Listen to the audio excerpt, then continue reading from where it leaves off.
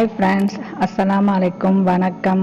இன்றைக்கி நம்ம சாஜி குக்கிங் சேனலில் ரேஷன் அரிசியில் செய்யப்பட்ட மாவு வச்சு 6 விதமான தோசையை உங்களுக்கு நான் சமைச்சு காட்ட போகிறேன். அதுக்கு தேவையான இன்க்ரீடியன்ட்ஸ் இதோ. ஃபஸ்ட்டு புதினா சட்னி, அதுக்கு தேவையான பொருட்கள் இங்கே இருக்குது. அடுத்தது 6 விதமான தோசைகளுக்கு தேவையான பொருட்கள், என்னென்ன பொருட்கள் போட போகிறன்றதும் இதில் இருக்குது. சாஜி குக்கிங் சேனலை ஃபஸ்ட் டைம் பார்க்குறவங்க மறக்காமல் லைக் பண்ணுங்கள், ஷேர் பண்ணுங்கள், சப்ஸ்கிரைப் பண்ணுங்கள், பக்கத்தில் இருக்க பெல் ஐக்கனும் ப்ரெஸ் பண்ணுங்கள். ஃபஸ்ட்டு நம்ம புதினா சட்னிக்கு இதுதான் தேவையான பொருட்கள். இதை வச்சு நம்ம ஃபஸ்ட்டு புதினா சட்னியை வீட்டில் ரெடி பண்ணிக்கலாம். நிறைய பேர் புதினா சட்னி எண்ணெய் விட்டு வதக்கி செய்வாங்க. அதில் செஞ்சால் அந்த அளவுக்கு டேஸ்ட் இருக்கும், மற்றபடி மற்ற ஸ்ட்ரென்த்லாம் அந்த அளவுக்கு இருக்காது. நம்ம வதக்காமல் பச்சையாக அரைச்சி எடுக்க போகிறோம்.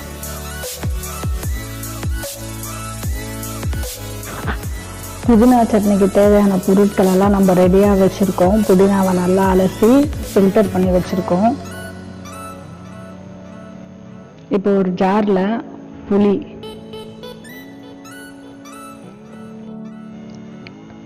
தேங்காய், ஒரு பத்தை தேங்காவை நல்லா பீஸாக கட் பண்ணி அதையும் போட்டுக்கலாம்.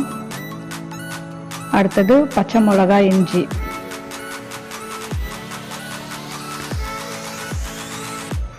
அப்புறம் புதினா போட்டு கொத்தமல்லி போட்டு நம்ம மிக்சியில் கிரைண்ட் பண்ணி இதை தனியாக எடுத்து வச்சுக்கலாம்.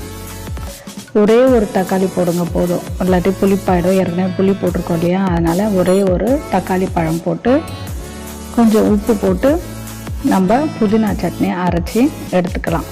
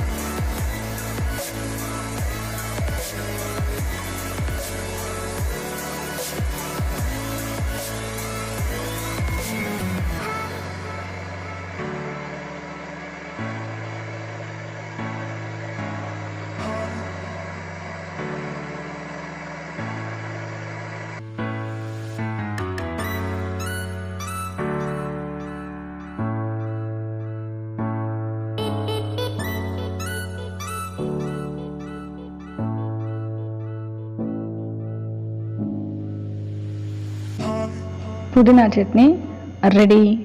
வாங்க இப்போது நம்ம விதவிதமான தோசை போட ஸ்டார்ட் பண்ணலாம்.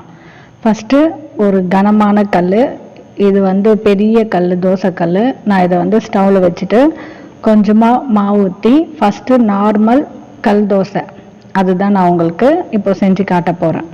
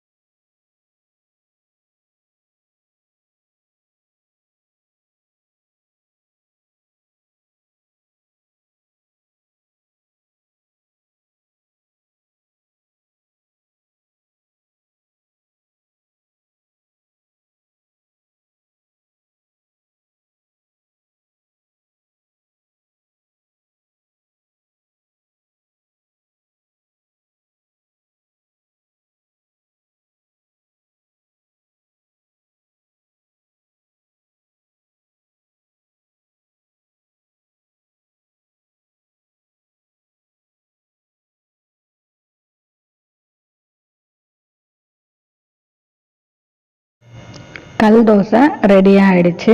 இதை நம்ம தனியாக பிளேட்டில் ஒரு ஓரமாக வச்சுக்கலாம்.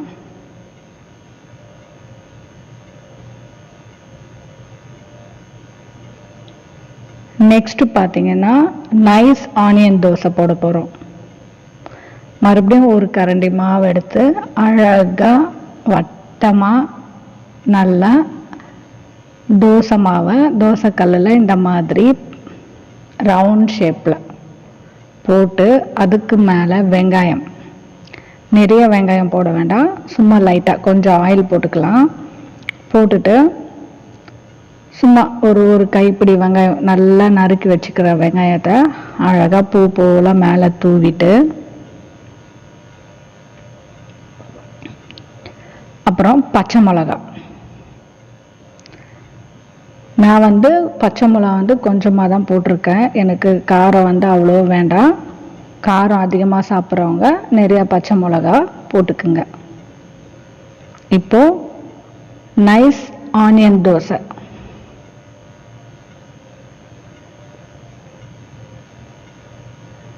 இந்த மாதிரி அந்த கரண்டியால் அந்த ஆனியன் சில்லியெல்லாம் ப்ரெஸ் பண்ணி விடுங்க. அப்போ தான் மாவோட போய் நல்லா ஒட்டிக்கும். அது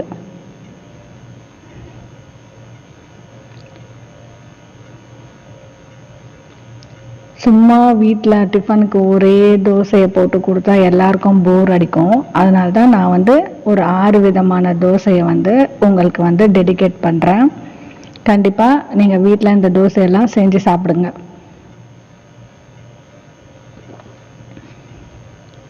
பார்த்தீங்களா, அந்த ஆனியன் ப்ரெஸ் பண்ணதுனால உள்ள நல்லா ஒரு பிங்கிஷாக அப்படியே நம்ம தோசை எடுத்து சாப்பிடும்போது நல்லாயிருக்கும். தோசை கூட பாருங்கள் நல்லா முறுமுறுன்ட்டு வந்திருக்கு. இது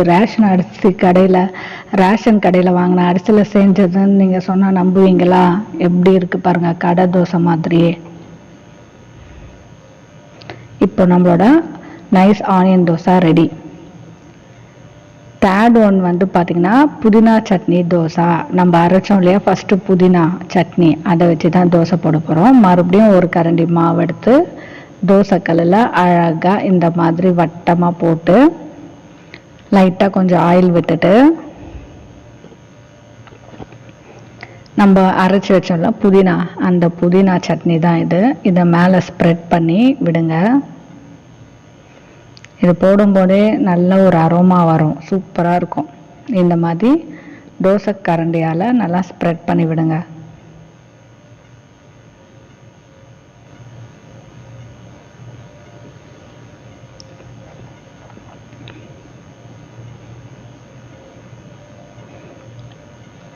சின்ன குழந்தைங்களுக்கு இந்த மாதிரி செஞ்சு கொடுத்தீங்கன்னா அவங்க ரொம்ப விரும்பி சாப்பிடுவாங்க. ரொம்ப டேஸ்டியாகவும் இருக்கும், இது ஹெல்த்தியாகவும் இருக்கும். இப்போ நம்ம இந்த புதினா தோசையை திருப்பி போடக்கூடாது. திருப்பி போட்டோன்னா இந்த புதினா சட்னி எல்லாம் அந்த தோசை கல்லில் ஒட்டிக்கும். அதனால் இது நல்லா வேக விட்டு அப்படியே ஹாஃபாக மடக்கிடணும். முழு நிலாவை பாதி நிலா மாதிரி மடக்கிடுறோம்.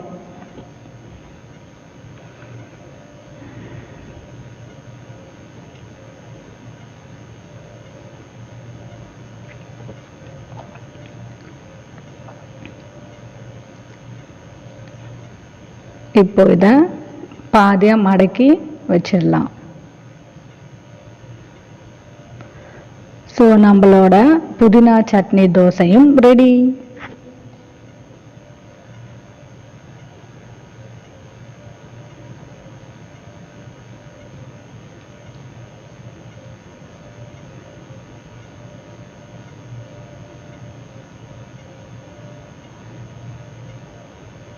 மூணு தோசை செஞ்சிட்டோம்.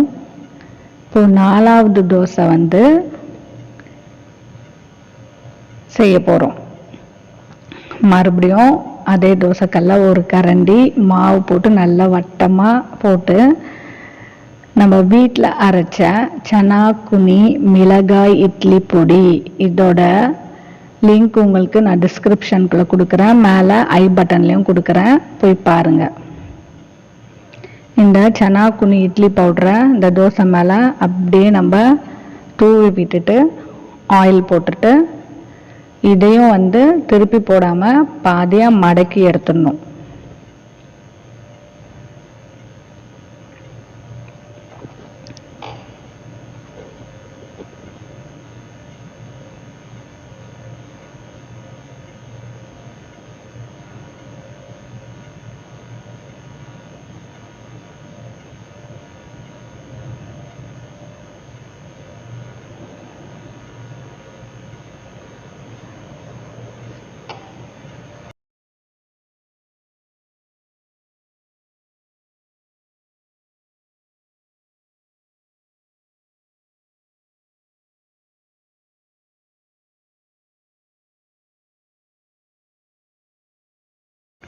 சனா குனி மிளகாய் இட்லி பொடி ரெடி.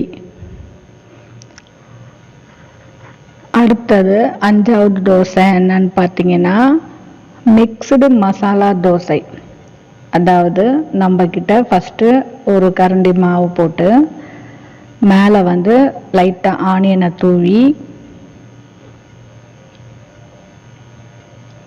பச்சை மிளகாவை தூவி இட்லி மிளகாய் பொடி அதையும் ஸ்ப்ரெட் பண்ணிவிட்டு புதினா சட்னி சும்மா லைட்டாக அதையும் ஸ்ப்ரெட் பண்ணிவிட்டு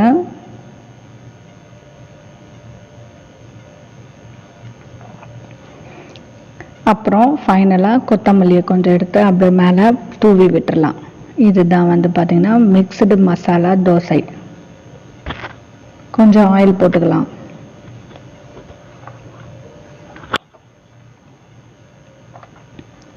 இந்த மிக்ஸ்டு மசாலா தோசை ரொம்ப நல்லா இருக்குங்க. டேஸ்ட் கூட அமேசிங்காக இருக்கும், அற்புதமாக இருக்கும். ஏன்னா இதில் வந்து கொத்தமல்லிலாம் நம்ம போட்டிருக்கோம் இல்லையா, அதனால்.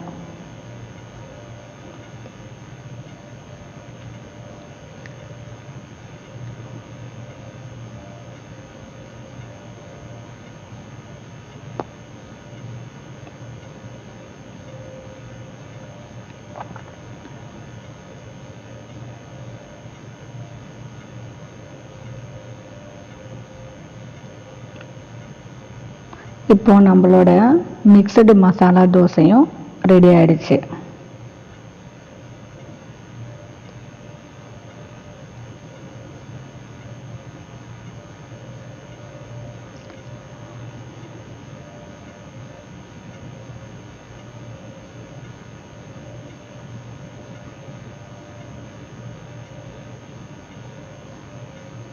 இதையும் நம்ம அந்த பிளேட்ல வச்சுக்கலாம்.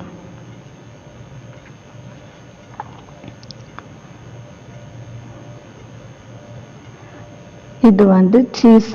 இந்த சீஸ் பார்த்தீங்கன்னா கியூப் சைஸில் டிபார்ட்மெண்ட் ஸ்டோரில் கிடைக்கும், மில்கி மிஸ்ட்னு சொல்லி. இதோட ப்ரைஸ் பார்த்தீங்கன்னா ஒரு 13 ரூபாய் 14 ரூபாய் தான் இருக்கும். இது நான் வந்து 2 கியூப் வாங்கியிருக்கேன். கியூப் வாங்கி இந்த மாதிரி துருவி வச்சுக்கோங்க. ஏன்னா நம்ம நெக்ஸ்ட் போட போகிற தோசை 6வது தோசை வந்து யம்மி சீஸி தோசை. இந்த மாதிரி துருவி கிரேட் பண்ணிக்கோங்க. சீஸ் இது வந்து மொசரல்லா சீஸ்.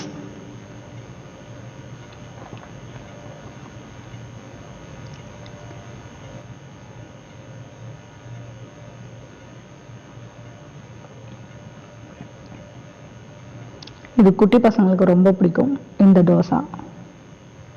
ஆனால் இது வந்து சூடாக சாப்பிட்றணும். நம்ம போட்ட எல்லா தோசையுமே சூடாக சாப்பிட்டிங்கன்னா டேஸ்ட் நல்லாயிருக்கும். ஆறி சாப்பிட்டிங்கன்னா அந்த அளவுக்கு டேஸ்ட் கொஞ்சம் கம்மியாக இருக்கும். இப்போது கடைசியான தோசை, ஒரு கரண்டி சேம் மாவு போட்டு நல்லா வட்டமாக இந்த மாதிரி தோசைக்கல்ல பருப்பிட்டு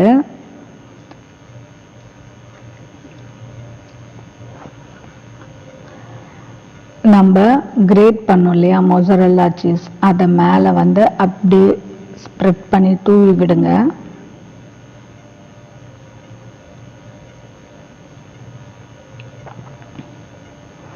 நான் வந்து 2 கியூப் யூஸ் பண்ணிக்கிருக்கேன். நிறைய சீஸி லவர்ஸ் இருந்தீங்கன்னா 4 சீஸை கூட நீங்கள் கிரேட் பண்ணி இந்த மாதிரி போட்டுக்கலாம். இப்போ நம்ம இதில் ஆயில் வந்து சைடில் தான் நம்ம போட போகிறோம். ஏன்னா சீஸ் வந்து ஏற்கனவே கொஞ்சம் கொழுப்பு கொஞ்சம் அதிகமாக இருக்கும் அதில். ஸோ நம்ம ஆயிலை வந்து சைடில் போடலாம்.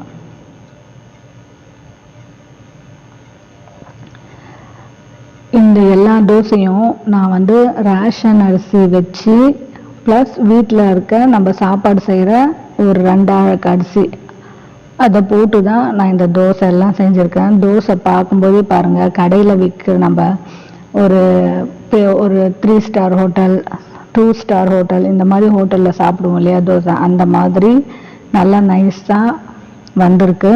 இந்த மாவு எப்படி அரைக்கணுன்றதை நான் உங்களுக்கு இன்னொரு வீடியோவில் போடும்போது போட்டு காமிக்கிறேன். இப்போது நம்மளோட சீஸி தோசை ரெடியாக இருக்குது. இது நல்லா இந்த மாதிரி ப்ரெஸ் பண்ணி விடுங்க.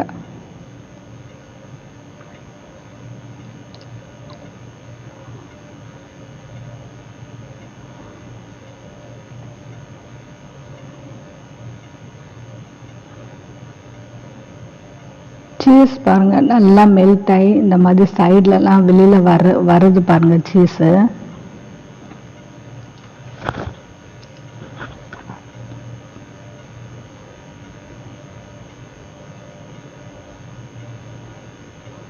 இது பாருங்கள் சீஸ் நல்லா மெல்ட் ஆகி எப்படி வெளியில் வருதுன்ட்டு. இது அப்படியே சூடாக சாப்பிட்டோன்னா அவ்வளோ டேஸ்டியாக இருக்கும்.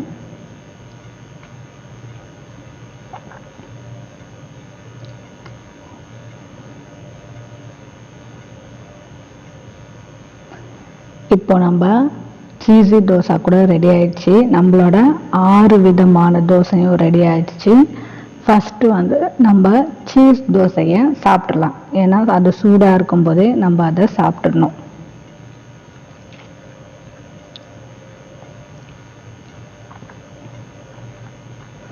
இது கூட நம்ம அரைச்ச புதினா சட்னி வச்சுக்கோங்க.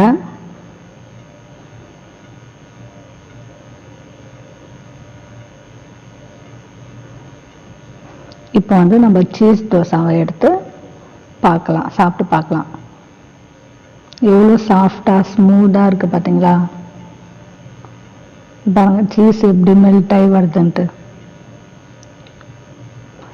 இப்போ இது கூட கொஞ்சம் புதினா சட்னி வச்சு சாப்பிட்டோன்னா ரொம்ப அற்புதமாக இருக்கும்.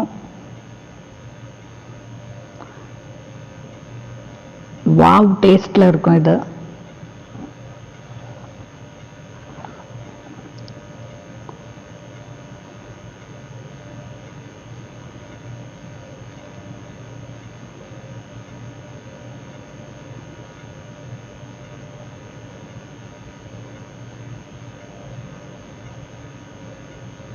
சீஸ் பாருங்கள் எப்படி இருக்குன்ட்டு, செம்மையாக இருக்குது.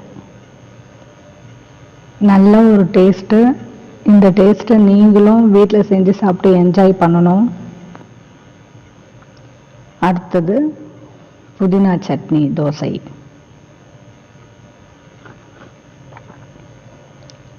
இது செம்ம வாசனையாக இருக்குது. சாப்பிட்டோன்னா ஹெல்த்துக்கு ரொம்ப நல்லது இந்த புதினா தோசை.